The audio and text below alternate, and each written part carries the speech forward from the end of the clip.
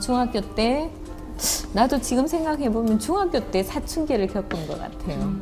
지금 우리 은빈이가 2학년인데요. 2학년 때 이제 사춘기가 슬슬 와요.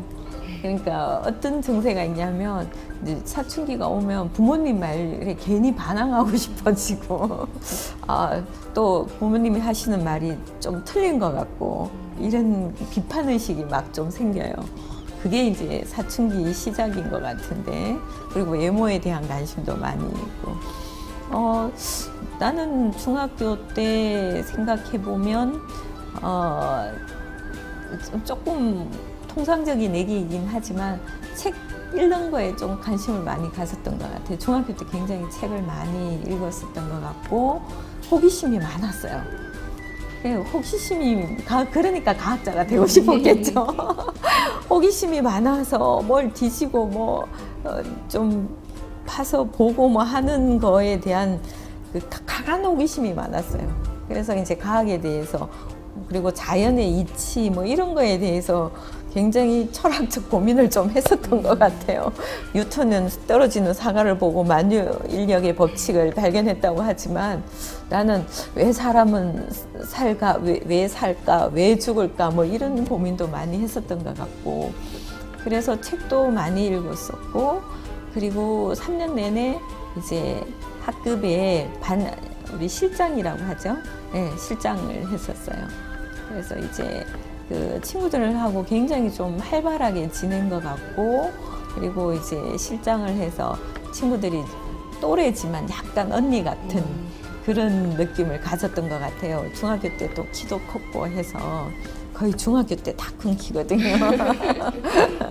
그래서 이제 집에서도 맞이고 이제 학교에서도 실장이고 하니까 친구들하고도 잘 지내기도 했지만 약간은 언니 같은 그런 이제 또래 중에서 약간 언니 같은 생활을 했었던 것 같고, 그리고 호기심 많아서 사고도 많이 쳤어요. 뭐 과학 실험도 많이 하고, 그리고 이제 뭐 책 읽기도 많이 하고, 그렇게 해서 중학교 생활을 굉장히 즐겁게 좀 열심히 했었던 것 같아요. 네. 재밌었어요, 중학교 때.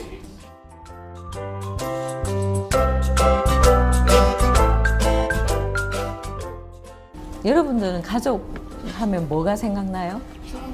행복, 사랑, 함께 나누는 믿음, 편안한 안식처, 관심.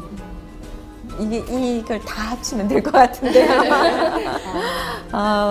가족은 나를 있게 하는 아주 원천이죠, 그죠? 내가 가족이라는 게 없었으면 내가 태어났겠어요, 그죠? 엄마 아빠가 이제 가족을 만들죠. 엄마 아빠가 이제 그러니까 엄마 아빠가 결혼을 하면 이제 엄마 아빠가 되죠. 그래서 거기에서 내가 나고 했기 때문에 뭐 가족은 나의 그 지지자죠.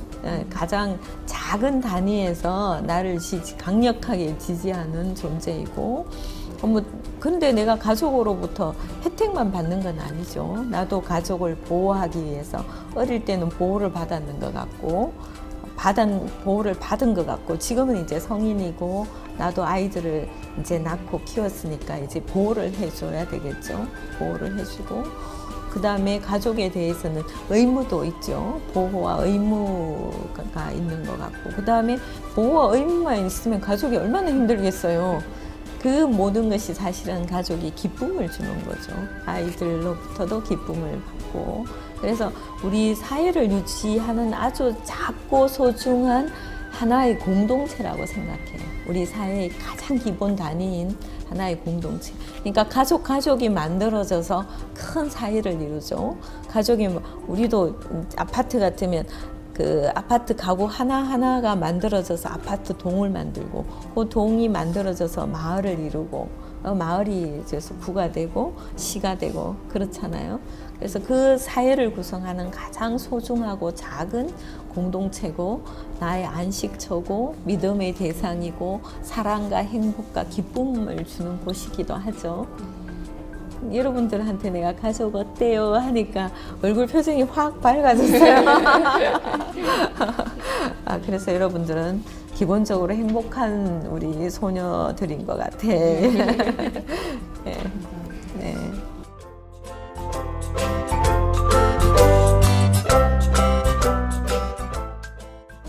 나는 사실 내 의지로 하고 싶은 거는 교사를 하고 싶었어요. 그래서 학교 선생님이 됐고 또 학교 선생님이 되어서 행복했어요. 학생들 내가 여러분들 보니까 눈빛이 막 빛나잖아. 학생들만 보면 특히 이제 나는 첫 발령지가 여고였어요. 여자고등학교인데 나랑 너무 잘 맞았어요. 학생들이 너무 좋아했고 나도 학생들이 너무 이뻤어. 너무 이뻐가지고 뭐 학교에서 퇴근하기 싫을 정도로 좋았거든요. 일요일도 나와서 얼마든지 가해도 다 시켜주고 뭐 그런 생활을 꽤 오랫동안 했어요. 5년 정도 했는데 뭐 퇴근해서도 아이들 다 가르쳐주고 많이 했거든요. 그래서 난 참 잘했다고 생각해요. 내가 내 적성에도 맞고 아까 잘하는 거 좋아하는 거 있죠. 나는 행운아였어요. 학생들도 좋아하는데 가르치는 것도 좋아하는 거예요. 그래서 굉장히 행복한 거죠. 그죠? 좋아하는데 좋아하는 일을 할 수 있으니까. 그리고 잘 하기도 했어요. 네. 근데 이제 가장 잘했는 것 같고 가장 아쉬운 건 역시 교사를 그만둔 게 가장 아쉬웠던 것 같아요. 좋아했던 거 잘하는 거를 그만뒀으니까 아쉬운데 또 사람은 그렇지만 또 다른 길을 가야 될 상황이 생겨요. 우리가 이제 생을 살다가 보면 좋아하고 잘하는 것만 할 수 없는 상황이 생기거든요. 그래서 다른 형태로 학교를 그만두고 사업을 했는데 근데 타고나게 좀 약간 긍정적인 것 같아. 스타일이, 그 성향이. 그래서 그렇게 좋아했는데 다시 사업을 했는데 사업하면 정말 열심히 했어요. 그래서 나보고 타고난 사업가다 이런 얘기를 했거든요. 그래서 내가 속으로는 이건 아닌데 그렇게 생각했는데 또 환경이 바뀌고 포지션이 상태가 바뀌었을 때 잘 적응하는 스타일인 것 같아요. 내가 보기에는. 근데 이제 그게 그냥 잘 적응했던 건 아니었고요. 되게 노력을 했어요. 그래서 사업가가 되는 게 참 어려운 일이었는데 그걸 이양할 바에는 잘해야 되겠다고 생각해서 굉장히 많이 노력했어요. 그렇지만 역시 잘한 선택과 아쉬운 선택은 교사가 된 게 잘했고 아쉬웠던 거는 교사를 그만둔 거. 그다음에 하나 덧붙인다면 사업을 선택. 보통 왜 교사는 또 힘들기도 하지만 또 안정성 면에서는 또 안정하다고 그러잖아요. 그런 걸 이제 금뿌리치고 사업가로 간 것도 결과적으로 보면 잘했던 거 아닌가 이런 생각도 들어요. 그래서 요즘 왜 창조경제 뭐 창업 유행 많이 하잖아요. 다들 말렸어요. 이제 사업하면 실패하는 게 더 눈에 많이 들어오니까. 근데 그걸 용감하게 했던 것도 잘했던 것 같아요. 그래서 교사를 그만둔 게 굉장히 아쉬웠고 또 교사를 했던 것과 사업을 다시 선택했는 두 가지 일은 똑같은 비중으로 잘했던 것 같아요. 다시 도전의 기회를 새로 했는 거예요.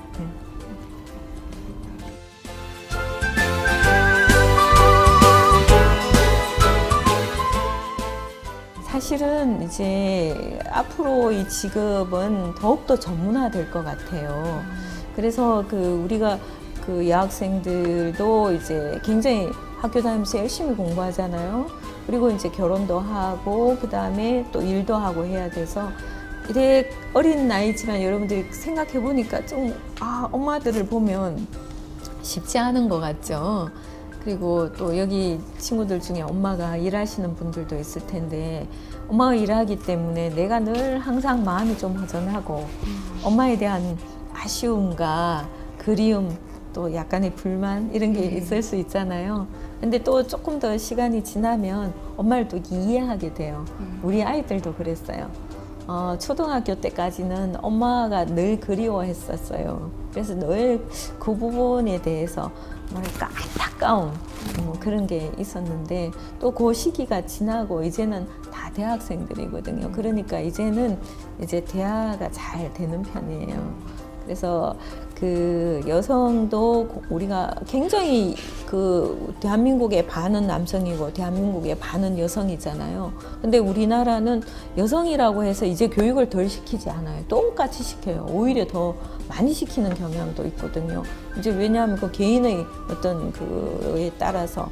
그래서 공부를 그만큼 많이 시켰으면 국가로부터도 내 돈 내가 내서 공부했는 것 같지만 사실은 중학교까지는 다 국가에서 무료 교육을 하잖아요. 무상 교육을 하고, 고등학교도 마찬가지고 대학교까지 보면 내가 비용을 대는 것 같지만 국가 차원에서 교육을 지원해 주는 게 굉장히 많아요. 그러면 공부를 했으면 국가로부터 혜택을 받고 또 내 개인의 꿈도 있고 하기 때문에 그게 지속되는 게 굉장히 중요해요.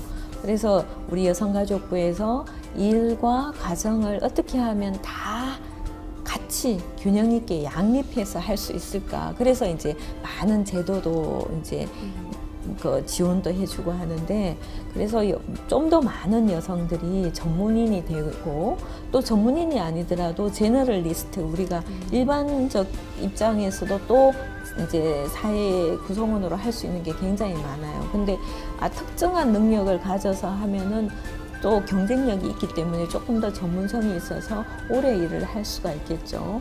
그래서 전문인이 된다는 것은 굉장히 중요해요.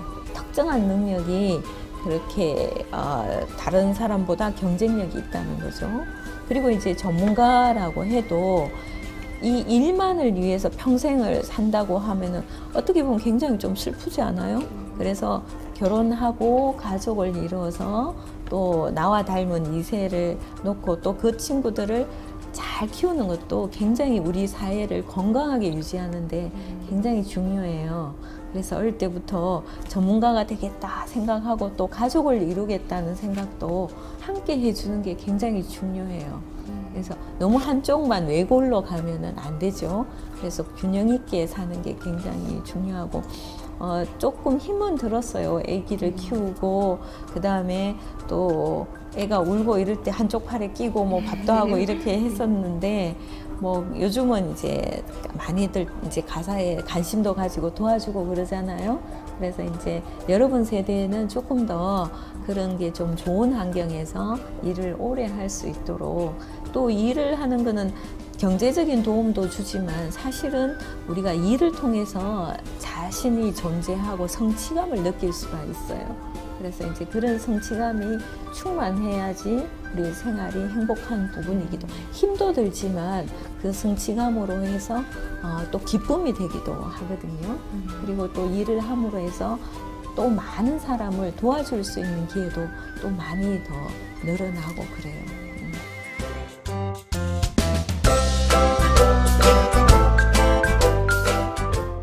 우리가 어릴 때부터 가족을 이루는 거에 대해서 생각을 조금씩 좀 해봤으면 좋겠다 이렇게 얘기하죠. 요즘 왜 골드미스라는 얘기도 있잖아요. 결혼 안 하고 열심히 돈만 벌어서 멋있게 사는 것 같지만 사실은 나는 개인적으로 굉장히 이기적이라고 생각해요. 개인적인 입장에서. 그래서 이제 가족을 이루고 그 다음에 이세를 낳고 하는 것, 그 다음에 또 가족이 중심이 되어서 또 혼자 일을 하는 것보다 가족이 뭐를 하는 게 훨씬 더 효과적이에요. 그래서 가족 공동체를 이루면서 또 우리 세상에는 우리 가족 하나만 있는 게 아니잖아요. 그 가족과 가족, 다른 가족이 연결이 되잖아요. 그래서 우리 가족이 건강하고 행복한 삶을 사는 것도 중요하고, 우리 가족이 우선 그렇게 삶을 살아야 되니까 남을 도와줄 수도 있고, 그리고 우리만을 위해서 내 가족만, 내 아이만 해서도 곤란하겠죠. 왜냐하면 우리는 공동체라는 거는 같이 함께 가니까. 그래서 이웃과 함께 같이 가는 그런 것도 굉장히 중요해요. 그래서 다양한 형태로 우리가 공동체를 위해서 노력하는 게 필요하고, 특히 이번에 우리 여성가족부에서는 그 5월 9 이제 해마다 조금씩 날짜가 바뀌어지는데 5월 15일이 스승의 날이기도 한데요, 가정의 날이기도 해요. 그래서 그 가정의 날이 있는 그 주간을 앞으로 부모 교육 주간으로 만들 예정이거든요. 만들었어요. 선포를 했으니까 내년에도 이제 계속 행사를 할 건데, 그래서 부모 교육 주간과 그리고 부모 교육을 전 국민들에게 확산을 해서 어떻게 하면 자기 자녀를 잘 키울 수 있느냐, 그 다음에 자기 자녀를 잘 키우는 게 또 다른 자녀, 우리 아이만 잘 키워서도 안 되겠죠. 우리 아이가 사는 이 세상을 같이 함께 사는 다른 이웃의 자녀들도 잘 키워야 모두가 행복할 거 아니에요. 그죠? 그래서 그런 공동체를 회복하고 가족을 회복하는 그런 데 우리 여성가족부가 많이 이제 지원도 하고 교육도 앞으로 열심히 할 예정이에요. 지금 이제 5월 달부터 막 전국에서 시작을 하고 있어요. 백화점이나 뭐 마트의 문화센터에서도 부모 관련한 교육을 하고 있고, 그 다음에 이제 우리 여성가족부에서 운영하고 있는 건강가정지원센터, 다문화가족지원센터에서도 부모 교육을 계속해요. 손잡고 가서 한번 들어봐도 되고요. 네. 그리고 이제 부부 교육도 같이 하고, 또 그 부모님들만 노력해서는 안 되겠죠. 자녀도 노력해야죠. 자녀도 부모님들한테 마음을 여는 거, 이게 필요하겠죠. 그래서 이제 그런 것들이 합쳐져서 사회에 교육이 되고 또 다른 사람들을 위해서 할 수 있는 교육기부 형태도 같이 이루어질 수 있을 거라고 보고 있어요. 이런 질문은 처음